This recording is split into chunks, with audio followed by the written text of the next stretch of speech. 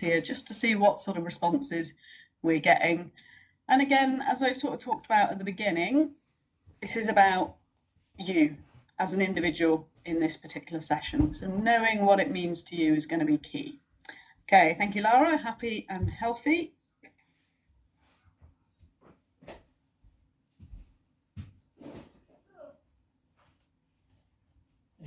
Content in work and life. Yeah, content is always a really nice word around well-being, feeling okay, living stress-free. So yes, I think we all know there's plenty of stress bouncing around in the world at the moment. So being completely stress-free is probably quite a hard one to aim for, but how do we manage and cope when that stress does show up might be a good one to think about as well. Healthy in both physical and mind, and I know there was a previous Time to Learn webinar around the physical elements. So obviously we're focusing a little bit more today on the sort of mental well-being. Balance, yeah, showing up again. Being in a place to help others and yourself. And I think that's the one I'm just gonna hone in on there. As sport coaches, as facilitators in these sort of environments, we are naturally trying to help other people towards their goals. So to be able to do that in the best way possible, we need to also look after ourselves. So the more we can just take a moment, think about what we need, the better position we're going to be in to help and support our athletes and the people that we're working with. Keep those coming, guys, but I am going to move through to the sort of next element now, if Catherine's okay to move me on. Thank you. Okay, so there's two well-known organisations that I've sort of lent on for definitions for this particular session. And I think that's partly because we know that the World Health Organization obviously does exactly as it says on the tin. So it's something that we just need to be aware of what the concepts are from a global perspective. And we know that well-being, in their eyes, is a positive state experienced by individuals and societies. And I think the reason that I wanted to highlight that one is we are probably working with other people a lot of the time as coaches. So what sort of culture are we creating to be able to enhance individuals' well-being, but also just thinking about as a collective, how effectively are we working together? There's elements around obviously our quality of life, how able we are to contribute to what's going on around us, and that sense of meaning and sense of purpose in what we are doing. Okay, so really key words that are coming out as we go through those definitions. So just take a moment again and just think about what is it that you're sort of highlighting and noticing as I'm going through these. We then obviously have Mind, our mental health charity. I'm a massive sort of advocate of the work that Mind, and then also Young Minds is another one that I focus on a lot. These guys are doing some great work to try and educate around mental health and well-being. So their sort of breakdown, well-being, how we feel, how well we are coping with daily life, and then what feels possible in that particular moment. Okay, so feelings are going to be really key. Coping, so we mentioned one of the options just a minute ago was stress-free life, and we're not necessarily going to work towards a stress-free life. So there's a lot of uncontrollable factors, but are we able to cope with that stress and those stressful situations when they do show up? Finally there, good mental well-being doesn't mean you're always happy, okay? We've got to be realistic in our goals and expectations. However, we also need to bear in mind that we're not going to be unaffected by experiences, but we're learning to ride the ups and downs of life as we go through.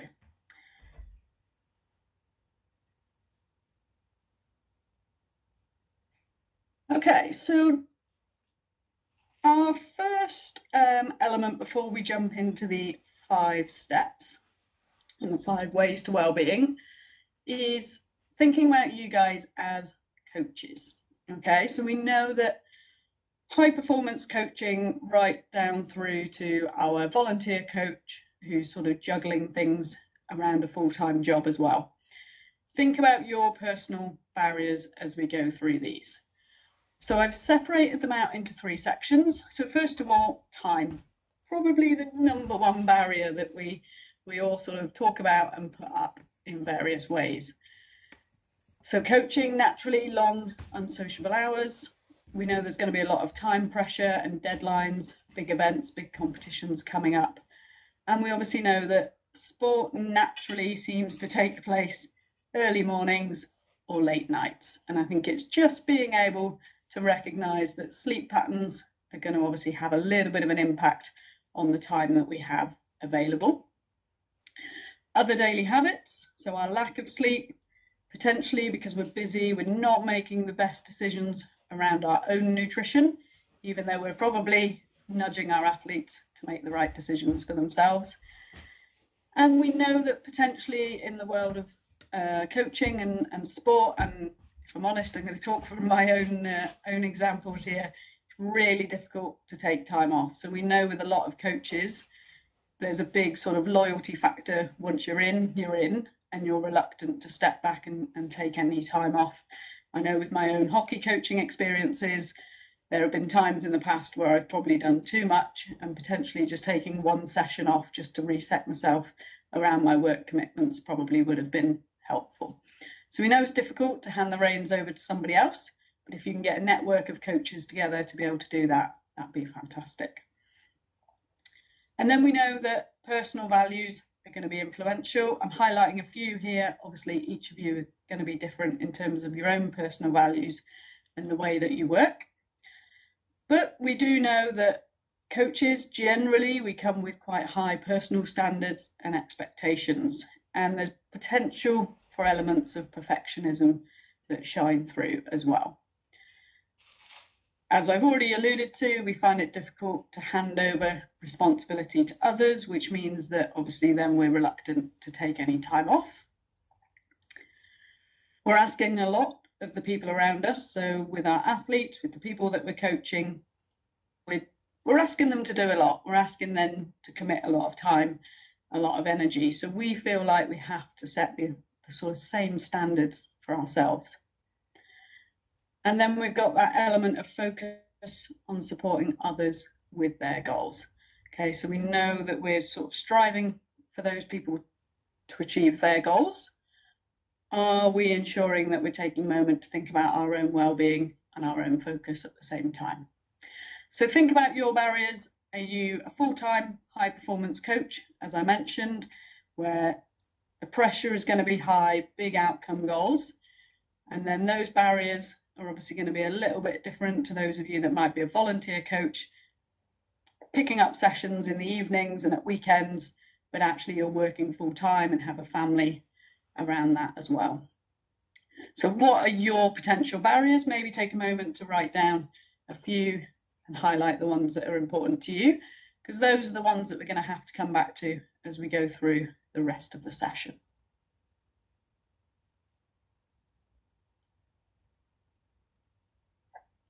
Okay, so kickstarting with our 5 steps. These come from the NHS. Okay, so they are the 5 ways to wellbeing that are well known through the NHS routes. They are recommended for all of us to think about. Today's focus is how do we apply it as a sports coach based on those barriers that we've just mentioned. So trying these things could help you feel more positive and more able to get the most out of life. So going back to all of your individual sort of what does well-being mean to you, this is what we're going to try and achieve through these 5 ways to well-being. So we'll go through these gradually through the next few sections. So we've got connecting with others, being physically active, learning new skills, giving to others, and then our present moment focus.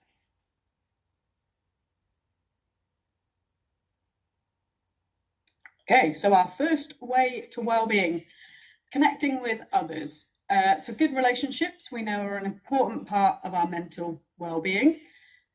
We build a lot of our sense of belonging and our self-worth through the network that we have around us.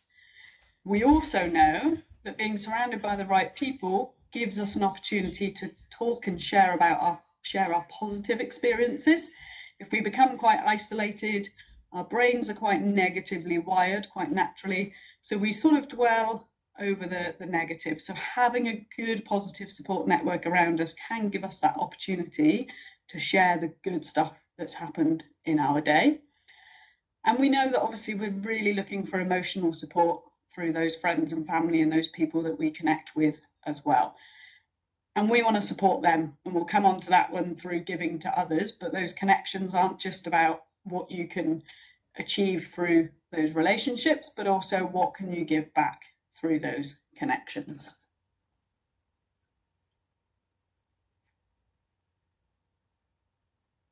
So Rebecca, how important is it for a coach who maybe works a 35-hour week and then coaches for 12 hours a week, and they think, oh, I'm seeing enough people in that time, they're connecting with others.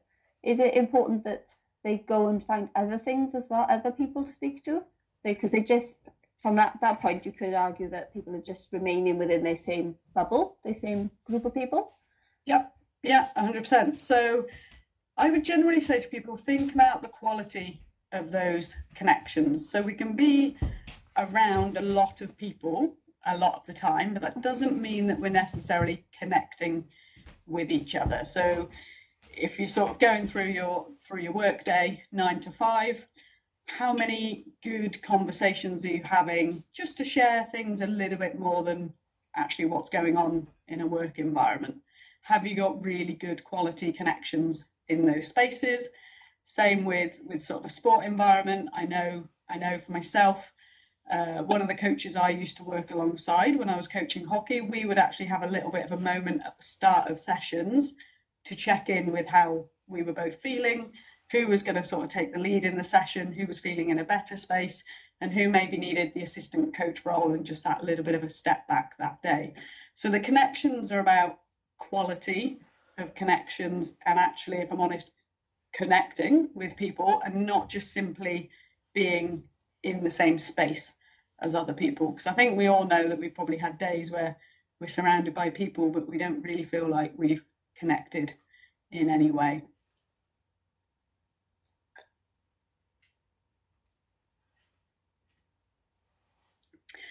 Okay, so we've got a few suggestions, a few tips. You'll notice as we go through these that they're sort of shared in the form of questions, so it's a really good opportunity for you guys to just take a moment to reflect as we go through. As we mentioned at the beginning, one of our barriers might be time. So where do you have a few minutes in your day to connect with a family member or a friend? So that might be just a 5-minute phone call, maybe with somebody as you're arriving at your coaching session, just so you feel like you've had that little bit of connection with somebody away from that space. We know that technology has the potential to allow us to connect. Today's session is a really good sort of sign of that, of how we can connect through different platforms. So when can you use technology to help you connect? So if you are finding that you've become a little bit removed from certain spaces, technology might be a good way to sort of link back in again. But we do need to make sure that we're finding time for face-to-face interaction as well. So again, there's great quality to today's session in terms of us being able to connect, but again, just making sure that you're maybe touching base with somebody else today and ensuring that you're having some face-to-face interaction is going to be really key. And then I think this one's definitely on most people's radar as a bit of a New Year's resolution or something to think about in terms of our screen time. So is it time to put the phone away, close the laptop, turn off the TV, and actually sit and connect with our family and friends around us? We know that screen time technology can be a bit of escapism if we're feeling anxious or trying to avoid something. So actually just sitting and connecting, grab a cup of tea, have a conversation is going to help. Yesterday was time to talk day, and I think that's another little reminder for us all that that connection is really important. Coming back to one of our potential barriers just a minute ago, can you take a day off? Bit of a scary one, as I said, for a lot of us in a sport environment, but can we take a day off to spend with friends or family that we haven't seen in a while? Do you have to keep saying no to plans? Can you create a space where you can say yes and that you can go and join that friend's meal that you've maybe been putting off for a long time? And then linking into sort of Catherine's question as well, just a minute ago, can you have more meaningful interactions with colleagues in and around the workspace? So again, if that's professional sport and you're working in at the top levels and you're in and around your support team day in, day out, can you also ensure that you're just grabbing a coffee and having a bit of a chat away from the sport space as well as in? And then again, if you're bouncing from work to coaching afterwards, can we just take that little bit, 2 minutes at the start of sessions, just to check in with everyone? How are we feeling? How are we feeling about today's session? What are we going to do? Just make those interactions as meaningful as you can.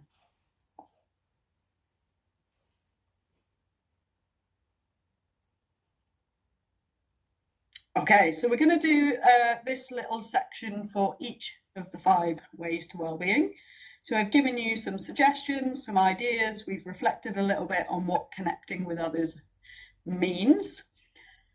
But what does it mean to you? And as I said, this is the recurring theme today, is about applying this information to you as an individual.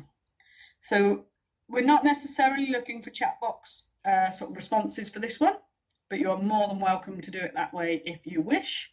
But I want you to just answer these 2 questions.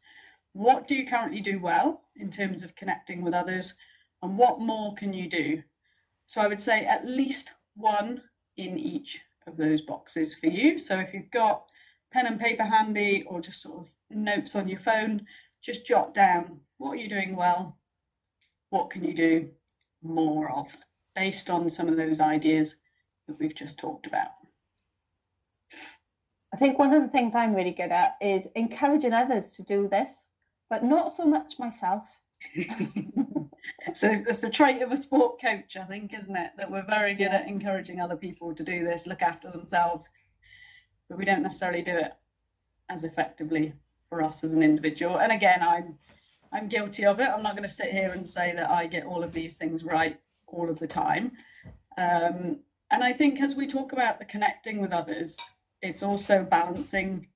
If you're around a lot of people and you are interacting a lot all the time and a lot of meaningful interactions throughout the day, it might be that for you, it's about a few minutes to actually have time to yourself. And if I'm honest, that's key for me, because obviously being in a psychological environment, there's a lot of talking, a lot of listening throughout the day. So there is a lot of good quality connection. So that little sort of 10, 15 minutes at the end of the day where I can actually have a bit of time to myself is actually just as important. So as with all of these things, it's about balance. That's the key. Yeah, I think Ron has just put a really good quote. I don't know if it's a quote or just a fact in the chat box about loneliness. Going back to what I asked earlier, I think that I work a 40-hour week and then I coach for 12, 16 hours a week. How much extra time have I got? And then who are those connecting with? I think that's something important to reflect on, because on occasion can feel lonely. Yeah. Especially when you coach children and you spend more time with your children, those children that your participants, than you actually do with your family. Yeah, 100%. We're it's weird, isn't it, how many hours of your week you spend with various groups of people, and working with young people. Again, it's fantastic, but it provides different connections to maybe that cup of coffee and adult conversation with a close friend. It's very different connections. So just recognizing where are your opportunities to connect with people throughout your sort of working day. What does connection mean to you? And then being able to break that down to what do you need to maybe do a little bit more of to just create those little opportunities. And that might just be a 10-minute phone call with a friend on the way home from work, because actually you've been talking with 5-year-olds for the last 2 hours. So you just need some adult conversation on your way home. So it's just recognizing those things. Yeah, 5-year-old conversations are really fun sometimes. Oh yeah, they are. Okay, let's see the next one. Yep, brilliant. So we've got our physical activity. We are in a sport environment, so we know that obviously the benefits of physical activity for our, not just our sort of physical health and fitness, but obviously for our mental well-being, is a massive part of why we want people to be involved in sport in the first place. So we know that the benefits include raising our self-esteem, so building our sort of confidence in ourselves, helping us to set goals, and obviously sort of challenging ourselves, maybe stepping out of our comfort zone a little bit to try and go and achieve those goals. And obviously we know there's sort of scientific evidence around the brain chemicals and the changes and the sort of hormonal responses that we get off the back of that opportunity to get up and about and be physically active. So we know that there are so many benefits to physical activity, and as I said, we're probably preaching to the converted here because you guys all know the benefits of sport and physical activity. But again, I would challenge you as coaches to think, how much time are you taking to ensure that you're active yourself?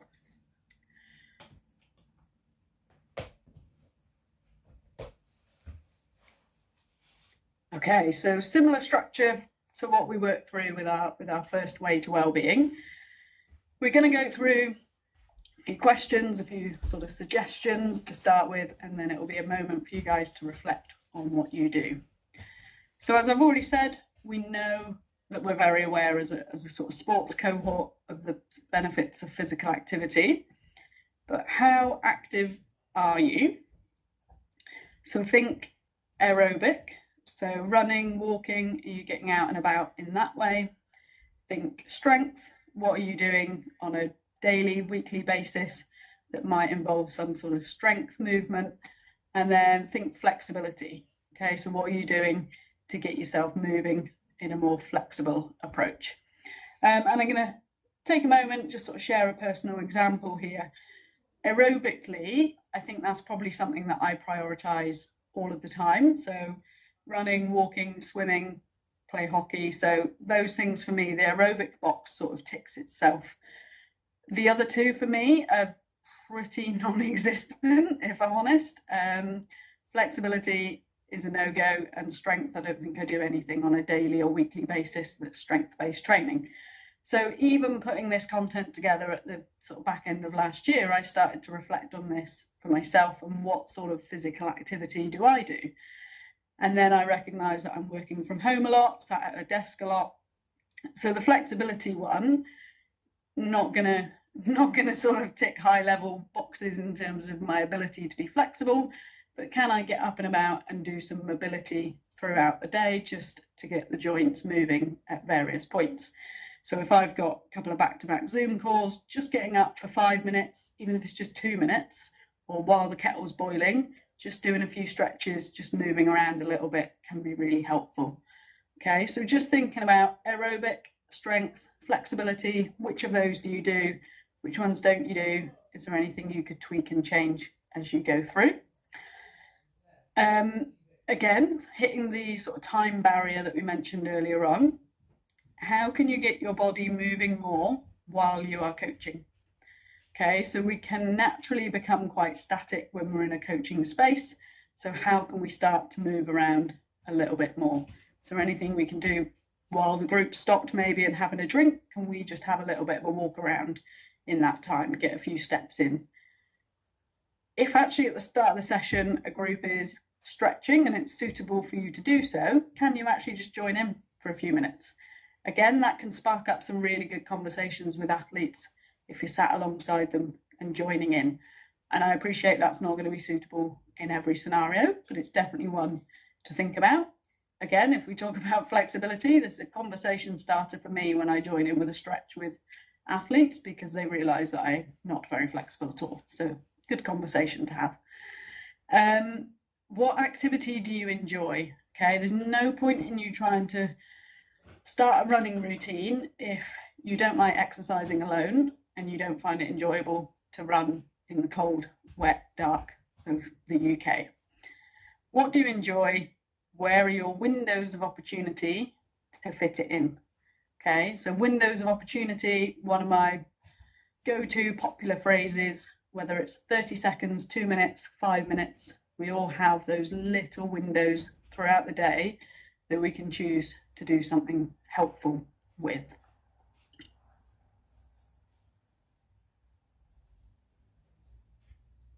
Okay, so you will be familiar with our little tasks now. So same as last time, take a moment to sort of reflect individually. Chat box is there as well if anyone would like to share their perspective. So being physically active, what does it mean to you? Okay, what is a reasonable amount of physical activity for you? Again, I appreciate I'm not going to know everyone on this call in terms of your own barriers that might be in place. So what does it mean to you? What are you doing well? So as I mentioned, for me, running, walking, swimming, the aerobic stuff, I've got it sorted, but actually what more can I do? And that for me has been my little challenge around mobility and a little bit of stretching and moving around if I'm working from home during the day. Dan, yeah, 20,000 steps a day due to the areas you work and walking lots. Amazing. If we're getting that sort of step count in, then we know that's going to give us a good foundation in terms of the physical activity box of our 5 ways to wellbeing. So that's amazing. Rebecca, you obviously know I work from home, so over Christmas I managed to turn my desk into a standing desk, so just so I can stand up and move about and dance about a little bit when I've got the radio on. So yeah, that's how I'm doing. Yeah, and it's finding those little tweaks, isn't it? I think it's not about finding an hour in the day to go for a run or go to the gym. Yes, those are great options if you do have that time, but what are those little lifestyle changes that we can work towards that is actually a little bit more sustainable then over the long term? And breaking those sort of sitting down habits are definitely a big one for us to think about in the current sort of culture of working from home. There's loads of benefits, aren't there, to working from home, but we know it raises a few challenges as well. So a standing desk is always a good option. Yeah.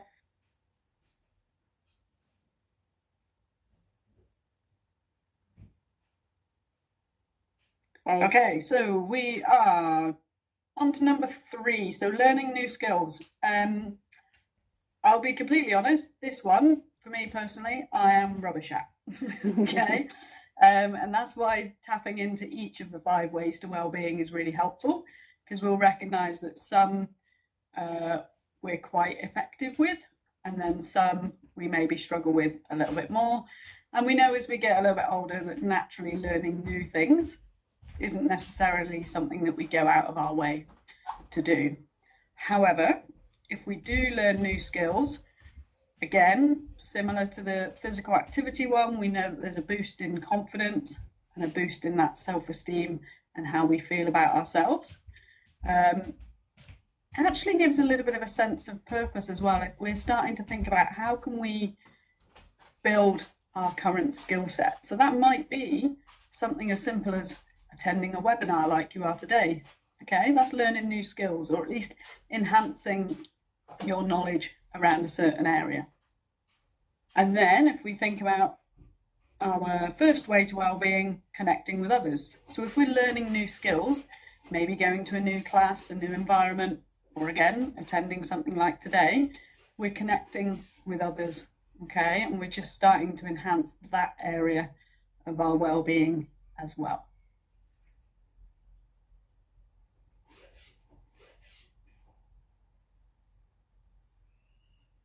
Okay, so we've got lots of different suggestions around the learning new skills, because we know that there's potentially a very long list of things that we don't currently know or don't currently do that we could learn a little bit more about. If we all look back a little bit to COVID, there was lots of baking challenges and cooking challenges going on within teams, within groups. So that's actually a nice little reminder of, can we learn to cook something new? Can we actually have a little bit of a challenge maybe between our athletes to encourage each other to cook something different, have a bit of a challenge within the team environment? So again, we all know that nutrition is a big part of sort of our sport environments. So we can sort of kill 2 birds with 1 stone there and just ensure that we're thinking about our cooking and our nutrition whilst also learning something new. If everyone can introduce a new recipe to the group, then that's probably a good way to do it. Is there a new or different role that you would like to take on in work? So again, is there some CPD that you could do to help you progress and develop and give you a chance of taking on a different role or something new? Obviously, work environments are going to be different for everyone in this sort of conversation today, but just recognizing, are you an assistant coach at the moment and you actually want to progress and develop into a lead coaching role? Then what are the little things you need to go away and learn and the new skills that could help you to do that? Okay, if you're sat like me at the moment and you're sort of looking around your home office space or sat in your front room, are there jobs you've been putting off at home because you don't know how to do them? Okay, YouTube is your best friend when we come to this sort of thing. Can we learn how to hammer that nail into the wall to get the picture hung up? Okay, we can all sort of take a little bit of an opportunity, take the reins ourselves, or even if there's a loved one in the family that can do it, but they're putting off doing it, can they teach you how to do it so you can do it in the future? Have you always been interested in learning a new language? So there's lots of apps out there that we know of that can help you in that space. Or again, probably a little bit more challenging on the time front, but even sort of evening classes and that type of thing if it's something you're really keen to do. And again, in high level sport, actually a bit of an addition in terms of language can be really helpful. I've just got distracted by Mac's comment as well in the chat box. Watched a few videos on YouTube and built myself a shed. There we go. Yeah, love it. Okay, but there's so much knowledge and information there at the tip of our fingers that we can actually educate ourselves to do these things. And then we get down to our sort of simple but very effective things that we can learn to do. So maybe you fancy writing a book or at least starting a new blog. Okay, learning to paint, or actually just not necessarily learning, but sitting and colouring in. Okay, we all know these things are helpful for well-being. And then knitting and crocheting, all things that we can learn that can really help us to just tap into a bit of time away from a screen and just connect maybe with other people at the same time. Yeah, I think TikTok's also the new one for teaching you and for you to pick up ideas of how to do things and learn. Yeah, I've not quite clocked that one yet. I'll stick with YouTube for now. Down with the kids, Rebecca. Yeah, absolutely not. Maybe that's the thing I need to go and learn is how to use TikTok. Okay, you are now very familiar with this one. What does it mean to you in terms of learning new skills? Is it something that you want to be able to do at home? Is it something that you want to get out and about and do? And again, what do you currently do well? So we've got our shed building coming in just a minute ago. But then what more can you do? Now you've built a shed, what's the next step? What else do you want to learn? Can we challenge ourselves to go and do something a little bit different? And it is hard because it is stepping out of our comfort zone a lot of the time. And I think we do hit sort of certain points in our life where we just go through the routine of what we're used to. So being able to challenge ourselves, step out of our comfort zone, and if I'm honest, maybe even fail or realise we're not particularly good at that thing that we're trying to learn.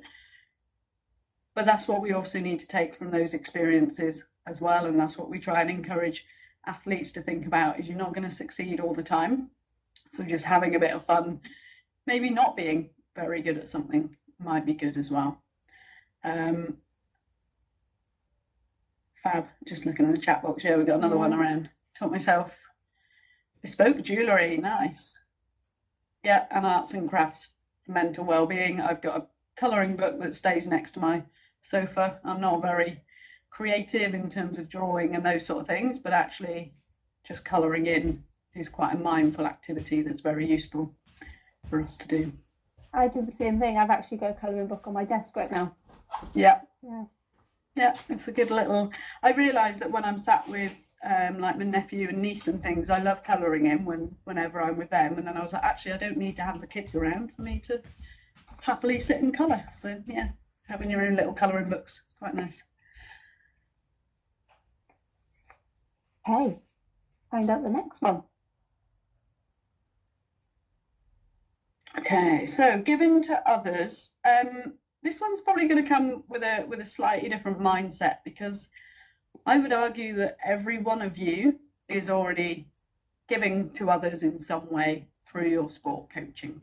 Okay, so we know that acts of giving, kindness are going to improve your mental well-being, and for a lot of you, you're probably doing quite a good job around that one already.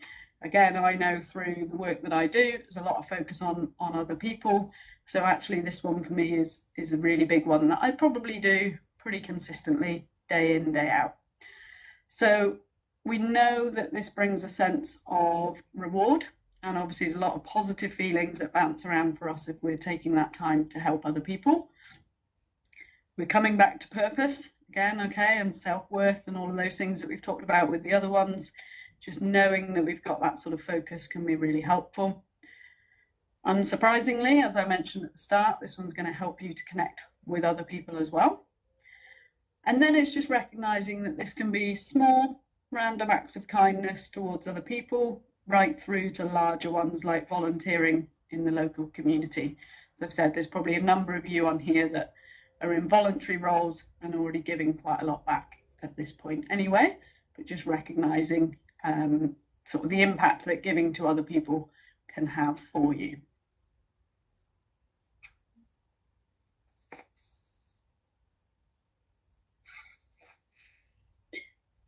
Okay, so the first sort of reminder at the top of this one is, can we also think about gratitude with this one? So it's not necessarily giving lots and lots to other people, but just thanking other people maybe for their time as well.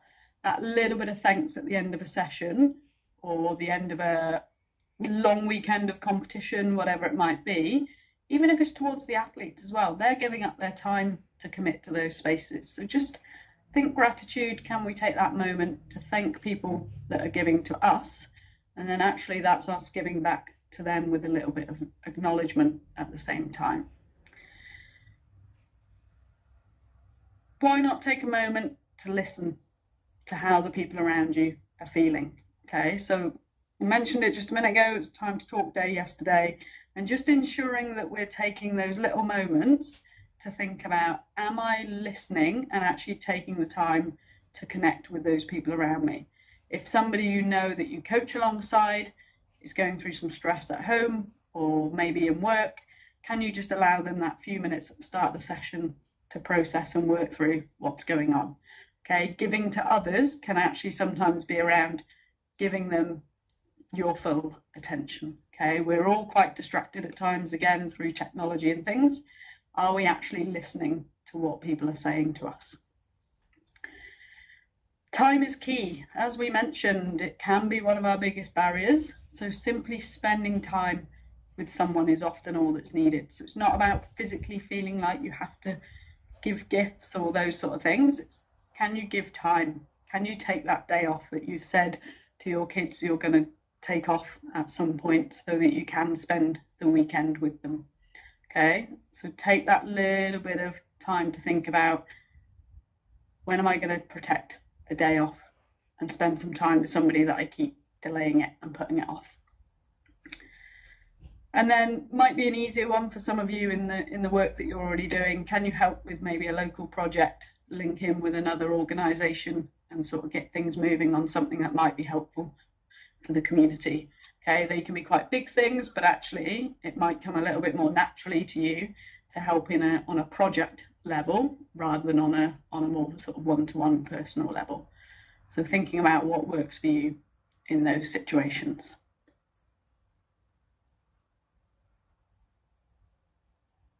Okay, hopefully you're not fed up with the structure of these now, but important that we sort of treat each of the 5 ways to wellbeing in the same way. So giving to others, again, what does that mean to you as an individual? What do you currently do well? Okay, and I would probably say that most of you on this call can put something in there about the coaching that you're already doing. And then what more can you do to give back? And that might be, as we said, making that little bit of time for family or friends and that quality time together. Yeah, so work out what works for you. Again, feel free to pop in the chat box if you wish, and we can have a little bit of a chat through what's coming in.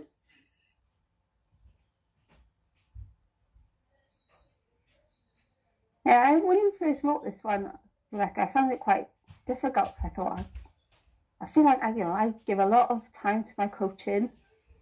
is there anything else I can do? I'm struggling for time. But then actually, I go and see my grandparents every week, so it's given to them, so they're not lonely. They've got me, they've got my stories, my gossip for the week, whatever it is.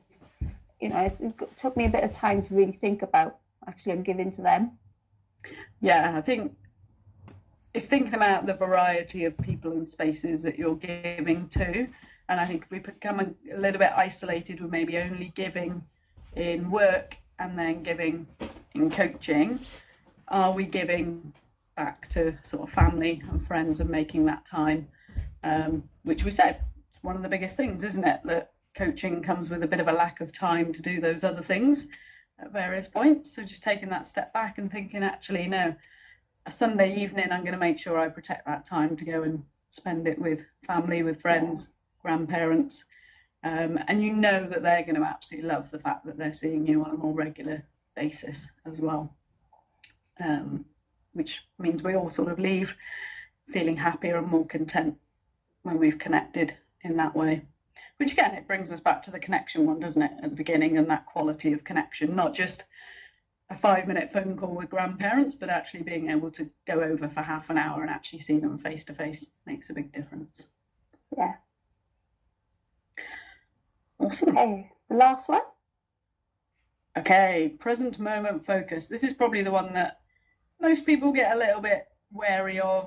Mindfulness is in there. It feels a bit new, a bit different to maybe what we're used to in quite a fast-paced, goal-setting world of sport. So paying more attention to the present moment, just being in the here and now. So thinking about even today's session, have you been fully engaged and in the here and now? Or are you worried about that next meeting that you've got up, or plans in your head around what you're going to do at tonight's session? Okay, so are you in the present moment? So this is going to link to your thoughts, okay, your feelings, and just physically, are you connected with what's going on right in front of you? We know the term mindfulness, okay, is something that's being used more predominantly at the moment. And this present moment focus obviously sort of goes hand in hand with that concept. And the benefits, okay, we know that it can help us to enjoy our life more and understand ourselves better as individuals, okay, because we're able to actually acknowledge our thoughts and our feelings in those particular moments rather than thinking too far ahead or dwelling too much on what's happened in the past. Okay, so it does really start to shift the way you feel about life and how you approach challenges if you can be a little bit more mindful, a little bit more in the present moment.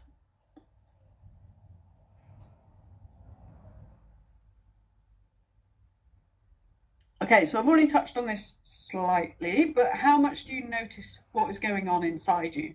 So even right now, maybe just jot down what thoughts are showing up, what feelings are showing up. Is there any emotions bouncing around? How's your body feeling? Is it aching from a training session that you did yesterday? Or have you had a bit of a cold, so feeling run down and you're struggling a little bit in that way? Okay, so how much do you notice what is going on inside of you? And then how much do you notice what is going on around you? And that's not necessarily to sort of think about massive amounts of detail, but if you're going out for a walk, are you scrolling through your phone and still on sort of calls as you're going out and about? Or are you able to notice the trees, notice the wildlife, just be a little bit more in that moment of that walk that you're going on? Okay, so noticing what's going on around you can be really key. And then probably one of the hardest ones based on all those barriers we talked about at the start, but can we just slow down? Okay, we live life at the moment at 100 miles an hour.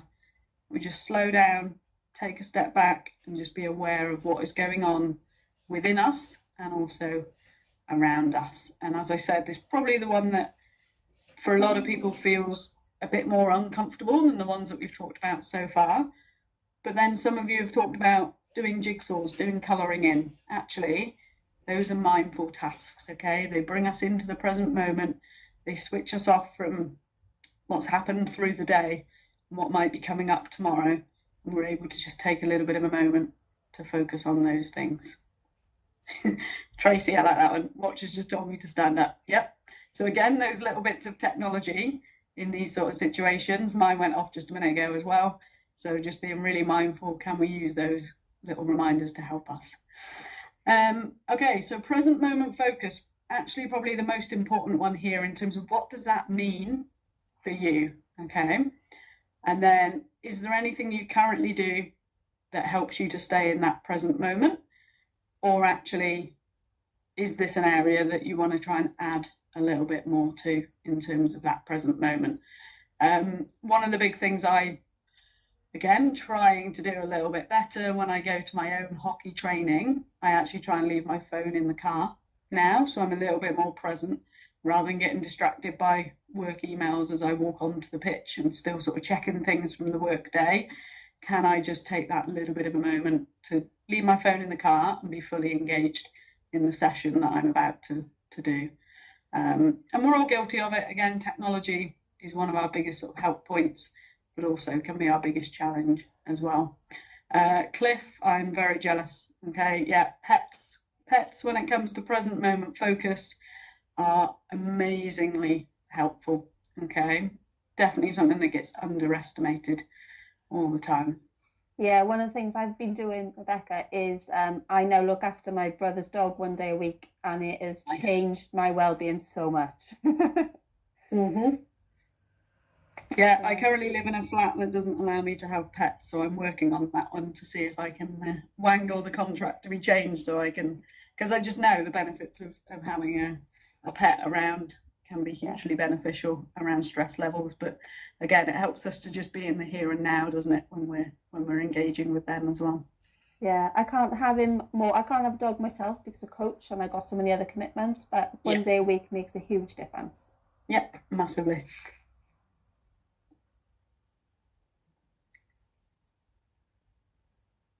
Okay, so just moving through to the last few sections, we've obviously gone through our 5 ways to well-being.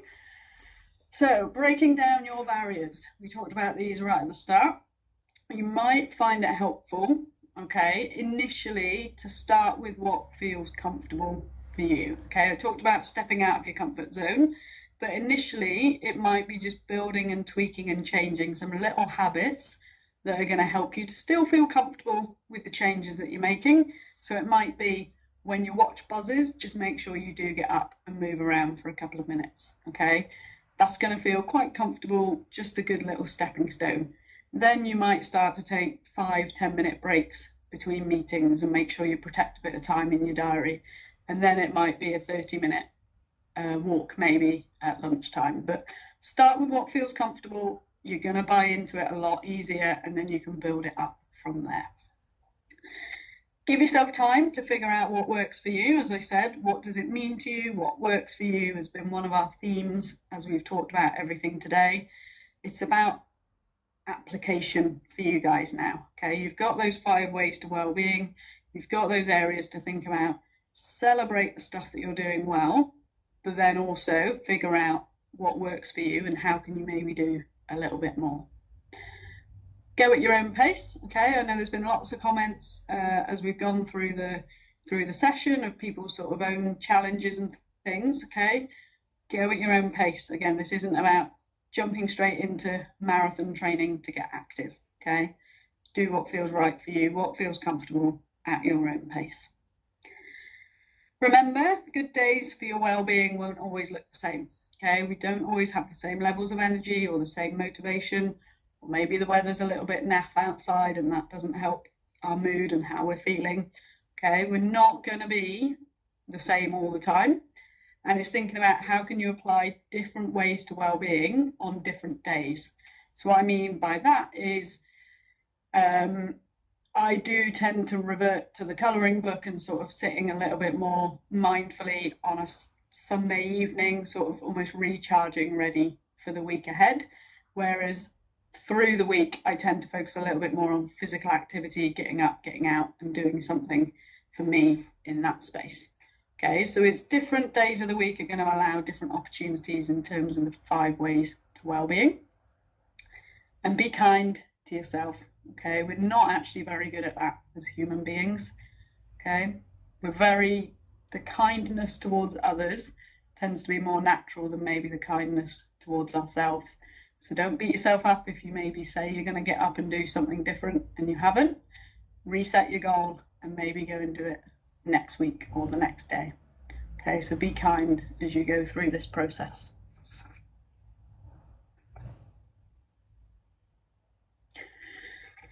Okay, the busier you are, the more you need to do these things.